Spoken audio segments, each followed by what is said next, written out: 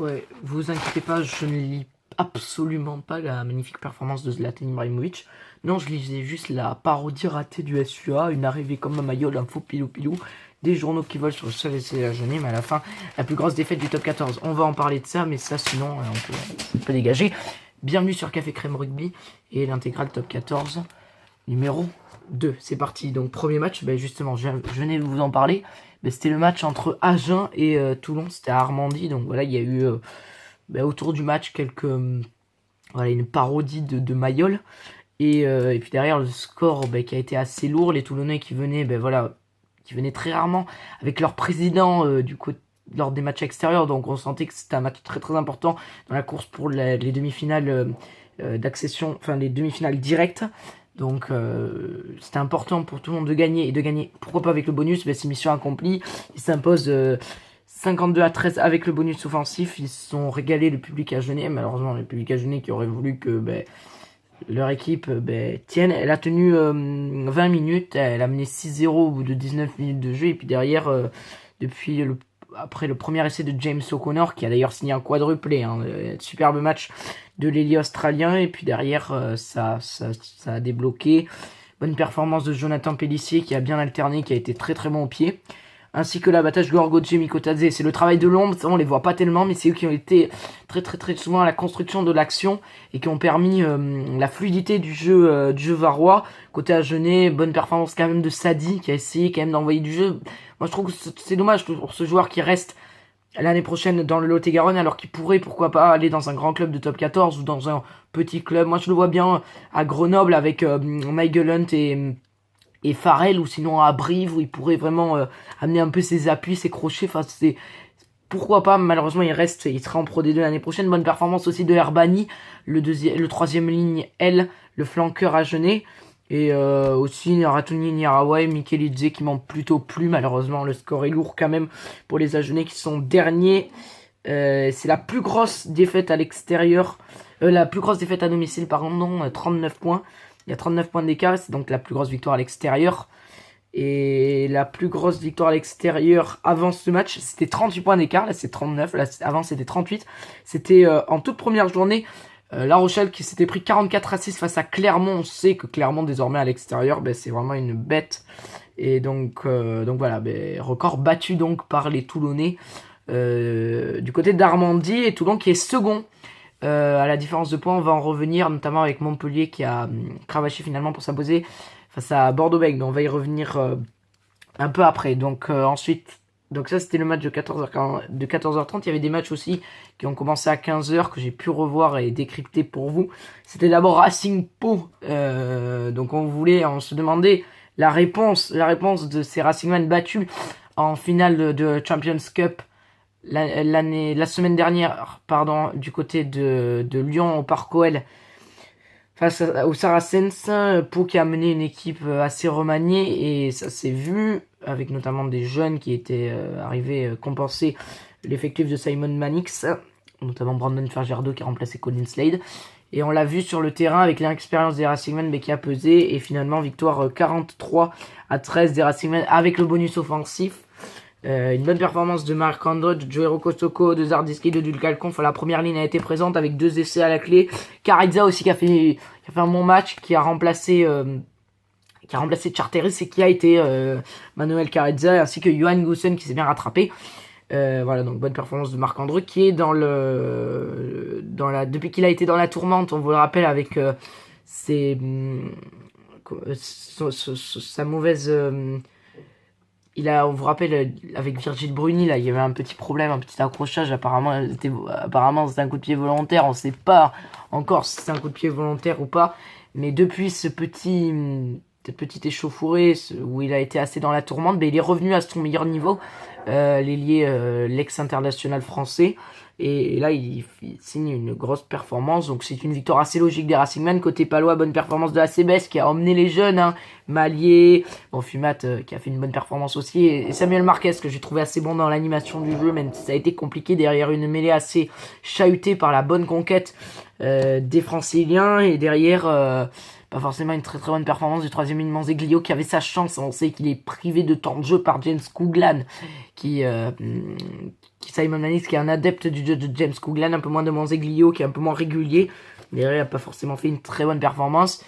Et voilà, et à l'issue de la rencontre, ça c'est l'info, mais on va en reparler aussi dans les infos de la semaine qui a un peu tourmenté au niveau des transferts et pas que toute la planète rugby, parce que c'est aussi intégré le top 14, mais on va parler un peu de l'étranger dans le top 14, mais aussi de la Pro D2, on verra après.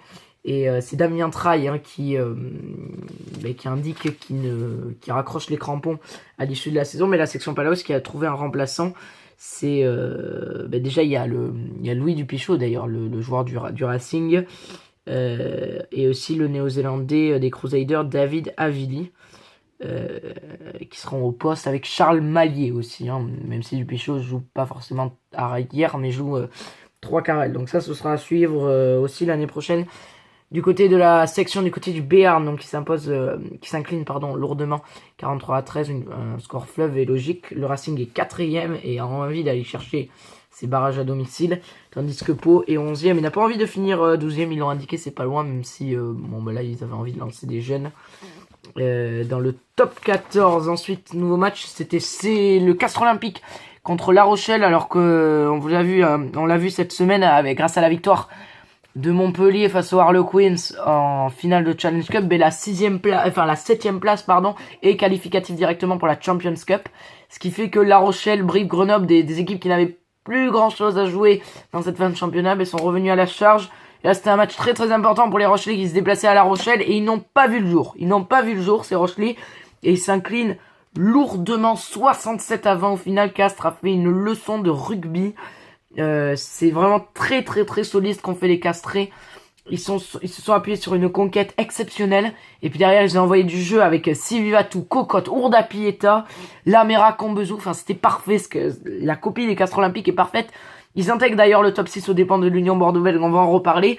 Et du côté Rochelais, ils ont pris l'eau tout simplement. Quand même 67 points, c'est quand même lourd. Ils avaient pas encaissé une aussi grosse défaite à l'extérieur depuis un bon bout de temps et tenaient la baraque à l'extérieur. Et derrière, le 8 de devant, ça n'a pas fonctionné. La conquête, elle a pas été propre, notamment en touche, en mêlée aussi. Et Pierre Aguillon qui s'est un peu démarqué, qui s'est battu défensivement et offensivement, il est allé de son essai, mais malheureusement, ça n'a pas permis Rochelais de faire une bonne partie et ils s'inclinent finalement 67-20. Ils disent au revoir à l'Europe parce qu'après ça va être très très compliqué. Ils ont la réception du Racing, ils ont un calendrier assez compliqué sur ces 2 dernières journées. De toute façon, ça va être même si mathématiquement c'est pas terminé, ça risque d'être très très compliqué. Donc les Rochelais qui disent au revoir à la Coupe d'Europe. Et du côté de Castres, on intègre le top 6 et on montre que à domicile on est pas mal, mais le problème c'est que si on est 6ème, ce barrage il va se jouer à l'extérieur. Pour le moment, il se jouerait du côté de Montpellier. Ça risque d'être compliqué pour le CO qui espère pourquoi pas comme il y a 3 ans soulever le Brennus. On verra, affaire à suivre donc entre le CO et les phases finales. Mais je pense que sincèrement, vu le calendrier qu'ils ont et vu les matchs qu'ils montrent à domicile, notamment on l'a vu contre Pau, on l'a vu qu'ils ont tenu quand même à l'extérieur à Toulon dans des conditions assez particulières et derrière ils s'inclinent finalement de 10 points seulement. Et derrière ce match contre La Rochelle du côté de Pierre-Antoine où ils ont fait vraiment un match exceptionnel dans tous les compartiments du jeu. Ils ont été vraiment trop forts pour ces Rochelais et ils montrent qu'ils peuvent nourrir de grands espoirs pour ces phases finales. Et donc voilà, du côté de La Rochelle, on va finir dans le ventre mou comme l'année dernière, mais c'est un club qui est en train de petit à petit gagner des places au classement. Et puis l'année prochaine, il y a l'arrivée de Victor Vito, le All Black, il y a l'arrivée de Brock James de Clermont. Enfin voilà, c'est un club en développement conséquent chaque année. Nouveau match qui était à 15h, c'était Oyonnax face à Toulouse. Toulouse qui avait absolument besoin d'une victoire à l'extérieur. Et bien pourquoi pas espérer la qualification pour les barrages à domicile. Ça risque d'être compliqué pour les 5e du championnat, mais qui se sont tout de même imposés face à des Oyonnax qui avaient très très bien débuté avec un essai de Julien Blanc. Mention spéciale d'ailleurs pour le fils d'Éric Blanc qui a fait une très très bonne partie, ainsi que son joueur qui est revenu de blessure, qui a remplacé Quentin Etienne, Nicky Robinson. Bon match aussi de Mahafou qui est allé de son essai. Ils ont eu une conquête assez stable ces Oyonnax, mais malheureusement ça ne leur a pas permis de de gagner une nouvelle défaite à domicile pour les anciens protégés de Christophe Furios. Et du côté de Toulouse, super performance du 3 Carson Gaël Ficou, ainsi que de Louis Picamol et de Galland, qui étaient repositionnés en 7. Et voilà, bonne performance aussi de la charnière Bézi, McAllister et aussi de Florian Freidt. Enfin, tout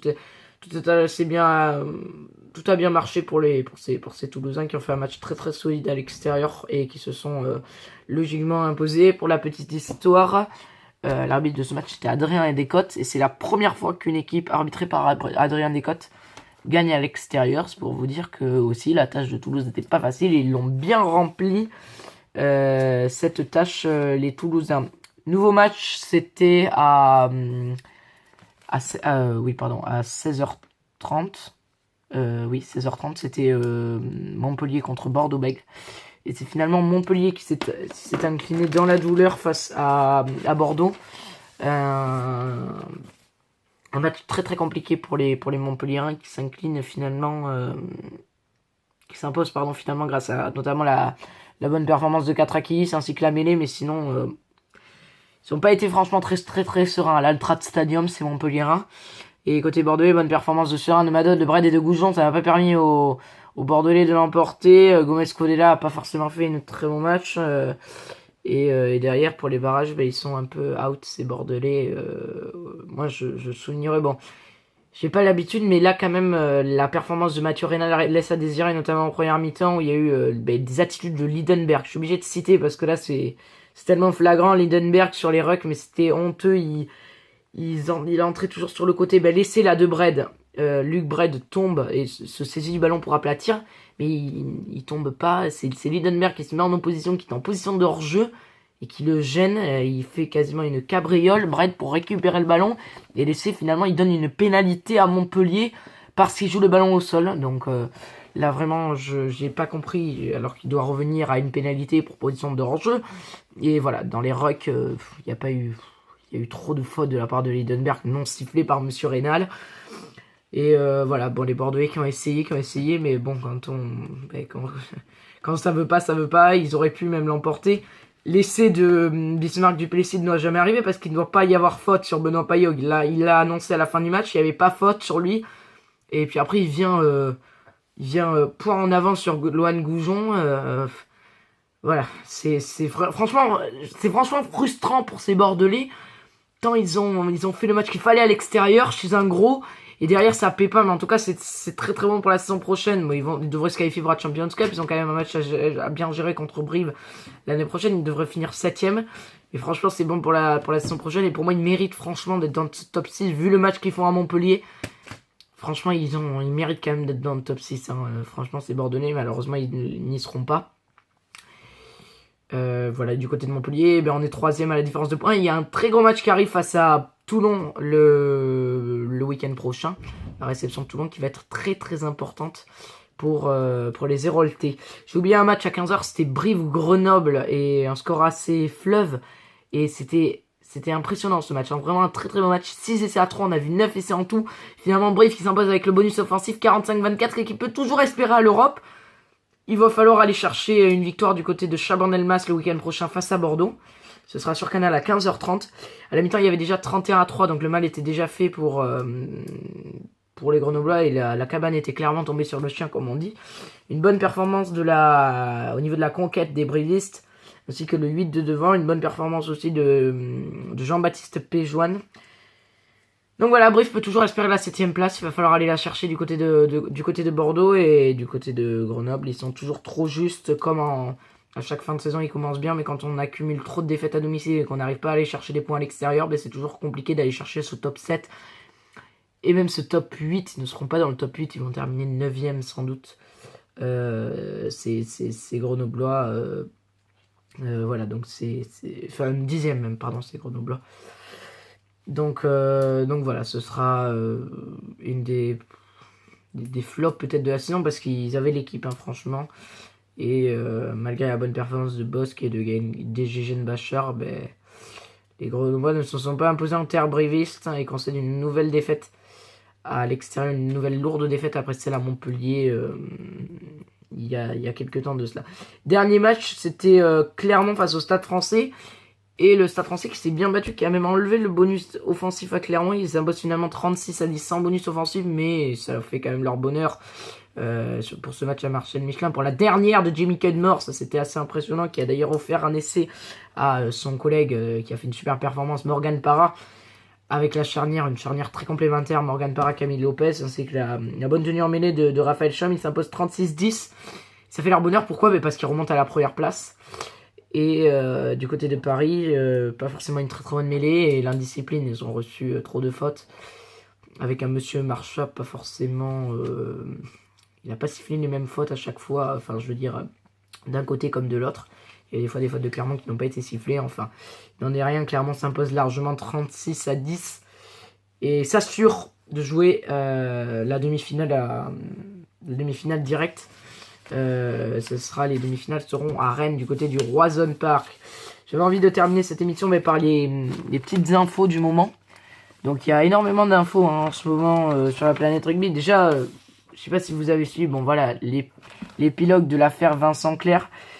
Donc on en sait un peu plus et en fait Vincent Clerc avait reçu une offre de contrat qui tenait sur une saison. Et voyez le salaire divisé par plus de moitié pour s'évaluer autour de 8 000 € net. On vous rappelle qu'il a annoncé sur son compte Twitter, alors que depuis de longs mois, les informations qui m'étaient transmises me laissaient croire que tout était bien engagé quant à mon avenir au Stade Toulousain. Il m'a été notifié vendredi 13, dans l'après-midi, que mon club depuis 14 ans ne me ferait aucune offre pour que je reste. Donc Toulon a sauté sur l'occasion. Et moi, de Boudjelal, on a profité pour faire immédiatement signer Vincent Clerc. Ça fait énormément d'anciens du côté de Toulouse qui partent. Emmanuel Arinordoki, Guy Noves, on l'a vu. Depuis que Noves est parti, voilà, ça commence à être compliqué pour le Stade Toulousain. Mais sportivement, c'est toujours au point pour le Stade Toulousain. On vous rappelle qu'il s'est imposé à Oyonnax, qui est 5ème du top 14.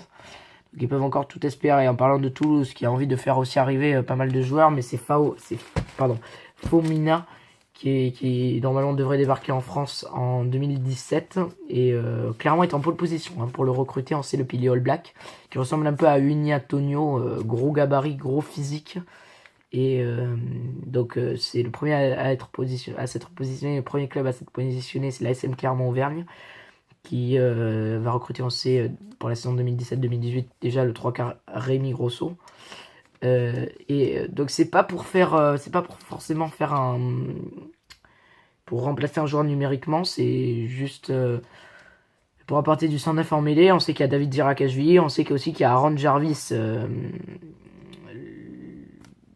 le joueur, le pilier gallois de 17 sélections qui devrait arriver. Et Toulouse aussi qui a envie de le faire arriver, qui a envie de le faire venir pour suppléer Census Johnson qui est quasiment en fin de carrière, et aussi Toulon revient dans la course. Donc voilà, c'est un feuilleton à suivre sur cette prochaine année, notamment pour signer Faumina, qui est un super pilier All Black pour la saison 2017-2018 en top 14. Autre info, ça vient du côté de Perpignan. C'est Tommaso Allan, l'international italien, mais qui justement part en Italie pour aller jouer du côté de Trevisan, l'international italien qui compte 22 sélections. Et une arrivée pour les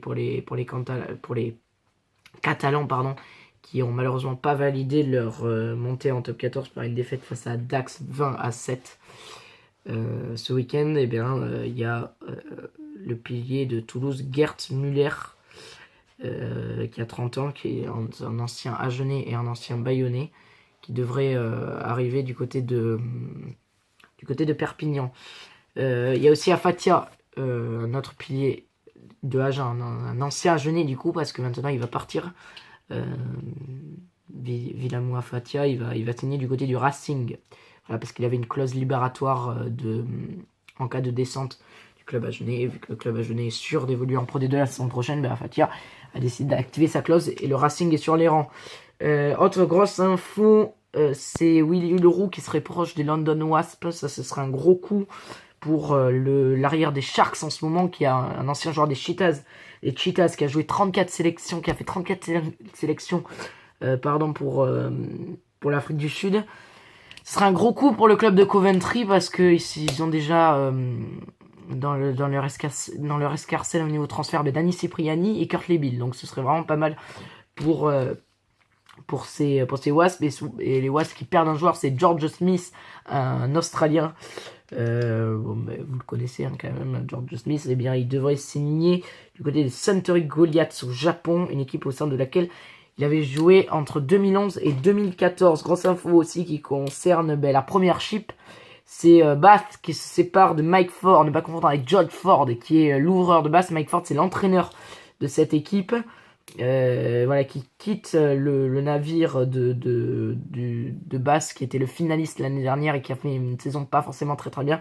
Et on parle déjà de son successeur, notamment Eneke Meyer, l'ancien entraîneur des Springboks, qui fut l'entraîneur de Leicester entre 2007 et 2008, mais il est aussi très courtisé par les clubs japonais. Et autre prise, c'est l'ancien entraîneur du 15 de la Rose, Stuart Lancaster, qui est pour le moment sans club.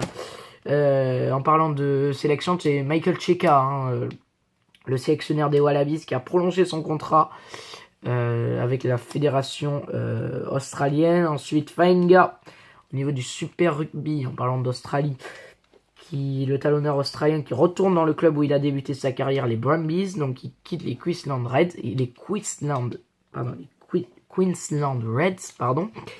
et où il a évolué depuis 7 saisons, et il remplacera un autre talonneur des Wallabies, Stephen Moore, qui va partir pour les Reds. Donc voilà, petit échange entre les deux joueurs. Quoi d'autre? Benjamin Petre aussi qui va signer un nouveau contrat avec le CA Brive Corée, ça c'est en France. Donc l'Agenais Hamilton qui a fait une très très bonne saison avec Agen, d'ailleurs le troisième ligne, Luke Hamilton, 1m90 pour 110 kg, qui va signer du côté de Leicester. Ensuite, fin de carrière pour Guillaume Boussès du côté d'Oyonnax, qui a annoncé sur Beansport qu'il mettrait un terme à sa carrière pour finalement rejoindre en tant qu'entraîneur les amateurs de Genève. Et Carcassonne a annoncé la signature de Domo Lailai, qui est donc ancien palois, qui peut jouer de deuxième ligne ou troisième ligne, très très gros gabarit, 1m98 pour 115 kg. C'est une bonne trouvaille pour les Carcassonnais qui vont assurer leur maintien en Pro D2. En parlant de Pro D2, il y a des équipes qui ne sont pas sûres d'évoluer en Pro D2 l'année prochaine parce qu'ils sont concernés par des procédures menées par la DNACG, qui est le gendarme financier en fait du rugby français. Alors tout d'abord il y a Bourgoin-Jallieu qui doit faire face à un déficit de l'ordre du 1 million d'euros.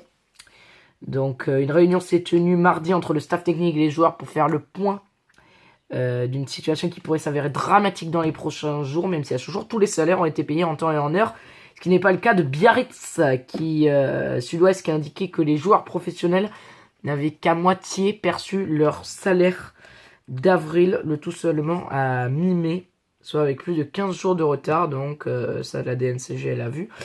Il y a aussi le Racing Club de Narbonne qui doit faire face à une guerre intestine entre le CASP dirigé par le controversé australien Rocky Elsom et l'association présidée par Jean-Louis Cosinus.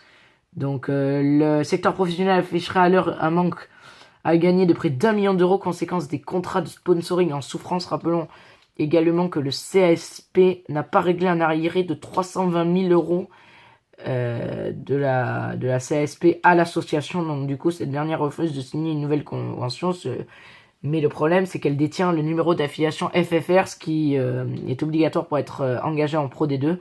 Donc peut-être que le nœud du problème est que Rocky Elsom reste à la tête de cette équipe de Narbonne. Il devrait la quitter normalement, cette équipe de Narbonne. Et le dernier dossier épineux, c'est celui de Béziers. Donc pour le moment, le club biterrois n'est que sur surveillance, mais son équilibre financier dépendait cette saison d'une qualification aux phases finales de Pro D2. Béziers ne s'étant pas qualifié, ayant gagné à Montauban 22-13, mais malheureusement la victoire de Colomiers du côté de Carcassonne a privé les biterrois de phase finale de Pro D2. Donc en cas de non-qualification, Béziers pourrait être confronté à la DNACG.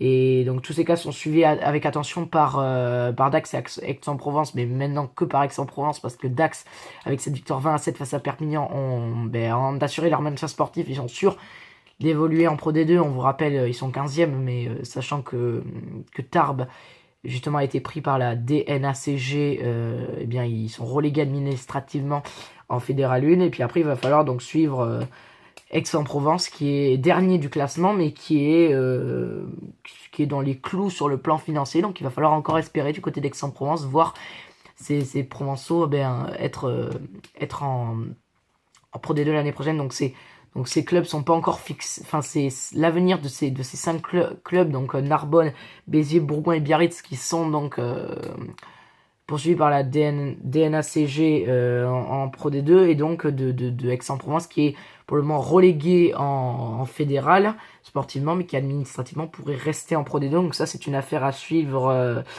Voilà, donc c'est une affaire vraiment à suivre pour le maintien de ces 5 clubs dans le haut niveau du rugby français. Voilà, c'est tout pour cette intégrale top 14. J'espère que ça vous a plu. C'était un peu plus long que la dernière fois, mais voilà, j'espère que ça vous a bien plu. Et donc, je vous retrouve pour une prochaine vidéo. N'hésitez pas à vous abonner, à commenter, à mettre un pouce bleu. Et voilà, et continuer à suivre mes vidéos. Voilà, c'est tout ce que je vous demande. Et maintenant, qu'est-ce que je vais bien pouvoir lire, moi? Alors, leur décima à eux. Voilà, ben c'est... Non, c'est pas vrai, je ne lis pas Zlatan. Je ne lis pas Zlatan, non.